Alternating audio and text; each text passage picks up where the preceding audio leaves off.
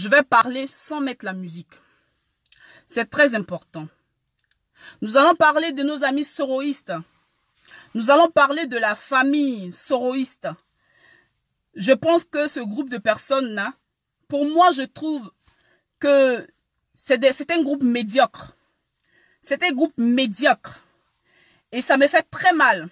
C'est de la médiocrité, c'est de la méchanceté. Parce que nous tous, partagez la vidéo.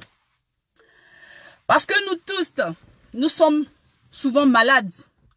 On ne peut pas réagir. On ne peut pas se comporter ainsi. Dire ala lokata, ala lokadi. On le sait. Mais franchement, le dire comme ça publiquement sur la toile. Je suis en train de voir nos amis soroïstes en train de gibiler. Ils gibilent comme ça. Ils sont en train de gibiler. Voilà.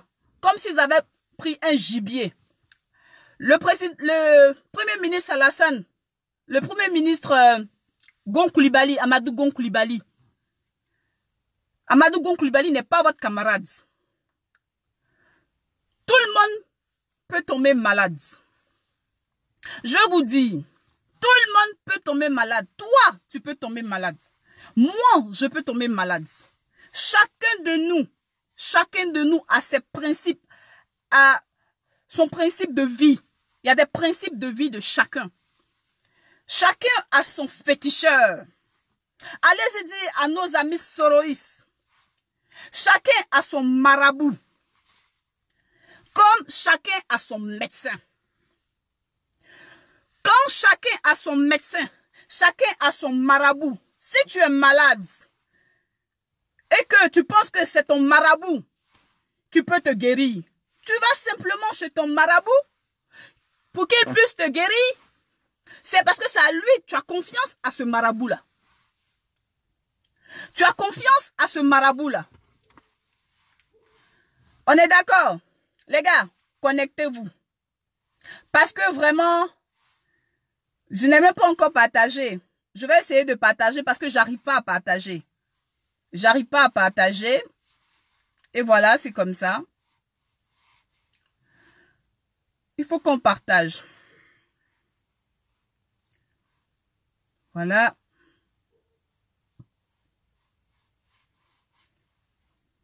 Aujourd'hui, c'est dimanche. Asseyez-vous, tranquillisez-vous.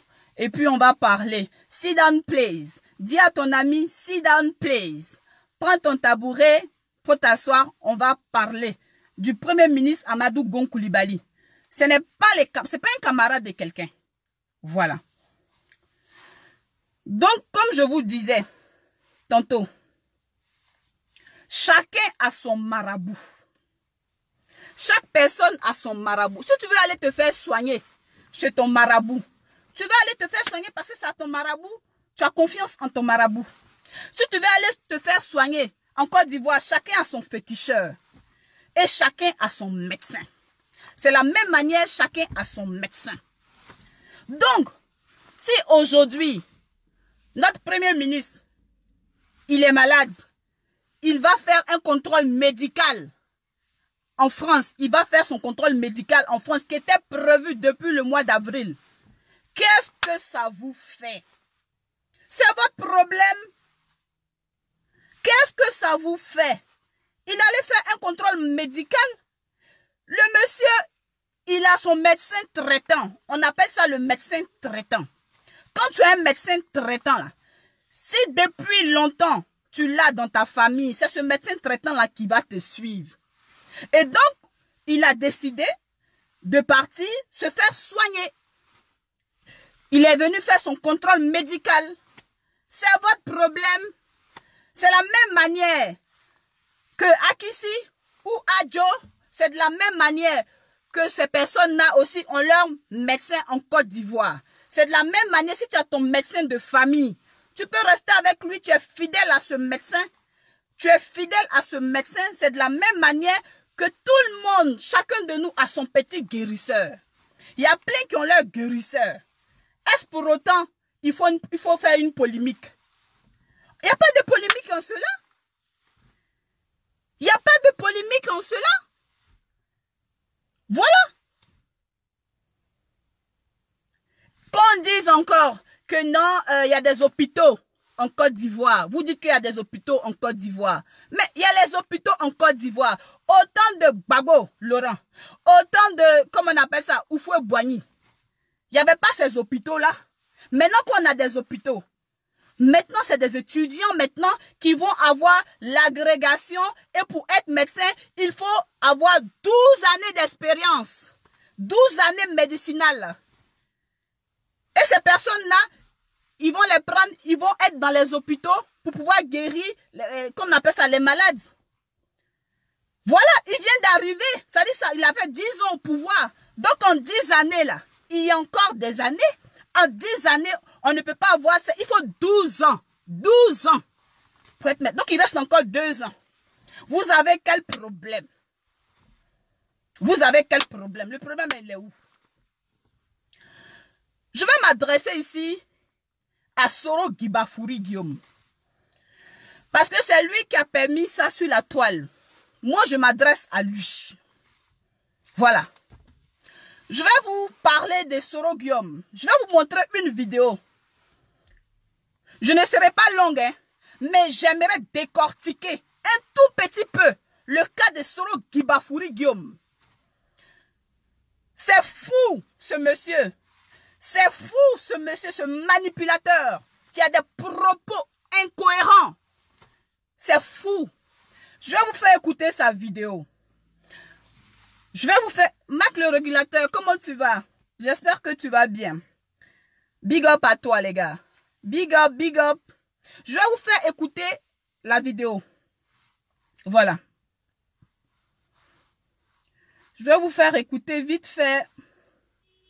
Si là, je vais la retrouver, ne vous inquiétez pas. Voilà. Alors, voilà Soro Guillaume.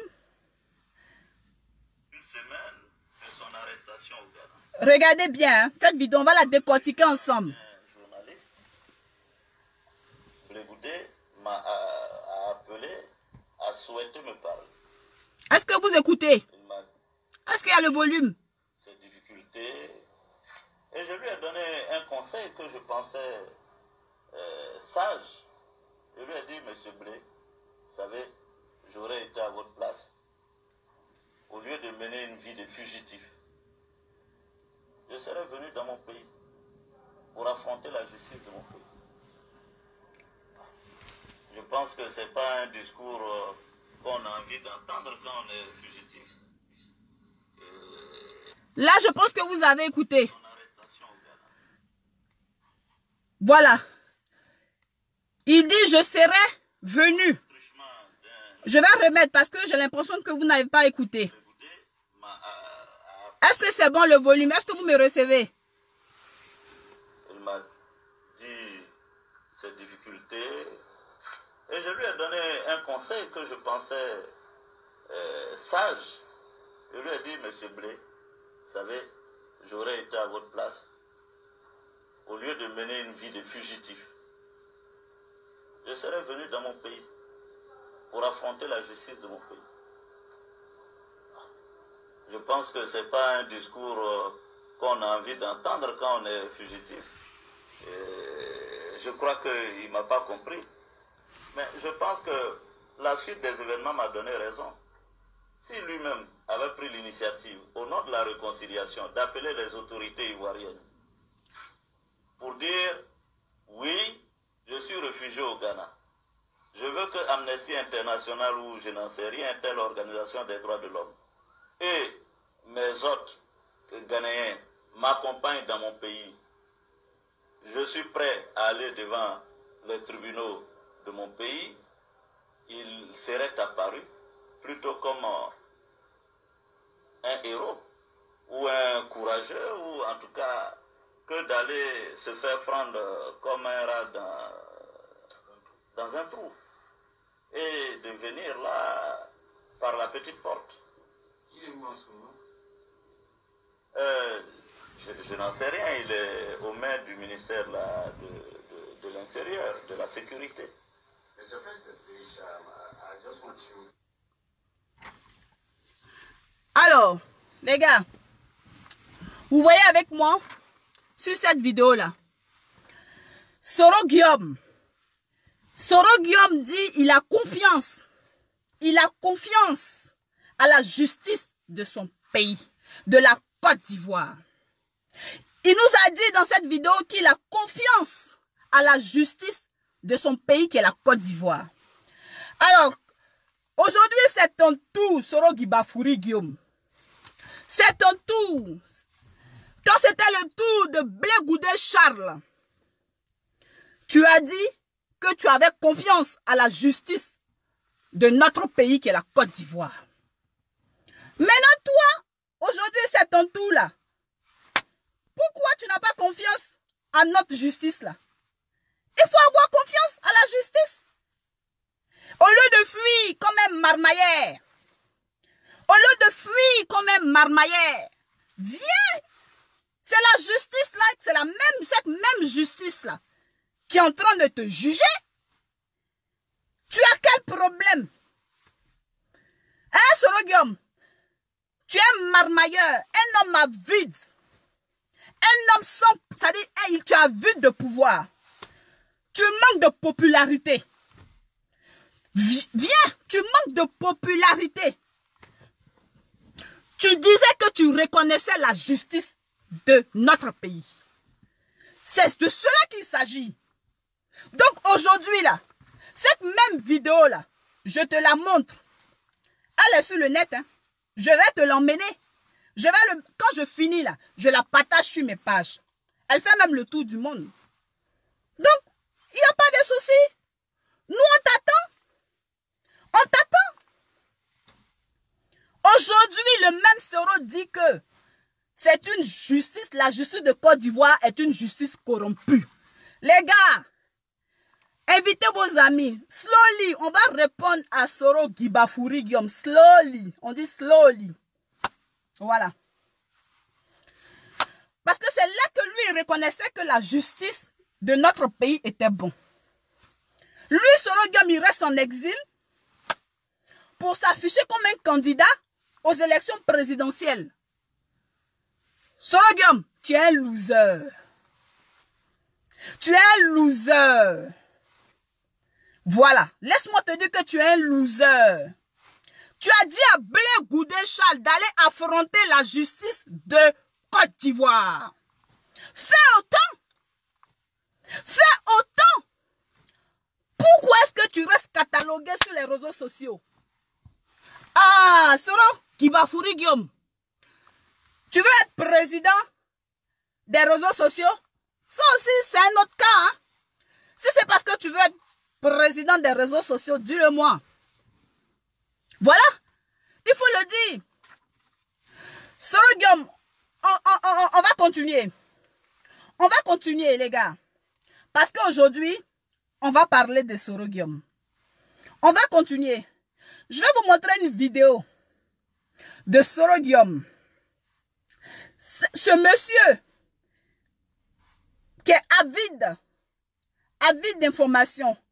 Regardez cette vidéo-là. Il faut quand même concéder que ce gouvernement a créé plus d'emplois qu'on aurait pu penser. Pas plus tard qu'il y a 2 semaines, il y a 2400 emplois qui s'est créés à Boaké. Vous savez bien que les 2 secteurs prioritaires, c'est bien la santé et l'éducation nationale.